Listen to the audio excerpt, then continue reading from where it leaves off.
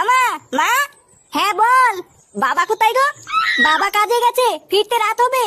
আরে চোদন, বাপ আজকে বাড়ি নেই। হ্যাঁ লেওড়া যাই, এই ফাঁকে একটু ক্লাব থেকে ঘুরে আসি। হ্যাঁ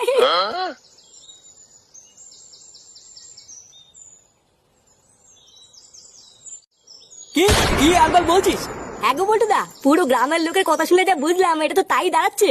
তার মানে কালকের ওটা কোনো ভূত ছিল না, ওটা একটা চোর ছিল, যে ভূত সে যে ভয় দেখি রাত্রে বেলায় চুরি করছে। এ কেন বাড়া, কালকে রাতে তো বারবার বললাম ওটা কোনো ভূত টুত না। বাড়ার বাল মিললে তো এখন আমার কথা। আচ্ছা পল্টুদা, ভূত সে যে চুরি করছে, মালটাকে হতে পারে বলো তো? লেওড়া ওটাই তো আমাদের এখন ধরতে হবে, যে মালটা কোন চোদ না। বাড়া একবার যদি ওই মালটাকে আমি হাতের কাছে পাই না, ওর শাটার কাঠ খুলে আমি সেই কাঠে পিকনিক করবো। তবে শোন, ওই চোদনাকে ধরার আমার কাছে হেভি একটা প্ল্যান আছে। কি প্ল্যান পল্টুদা? বাড়া আজকে রাত্রে বেলায় তোরা রেডি থাকিস। আজকে সারা রাত ভোদার বালি পাড়াটাকে আমরা পাহারা দেবো।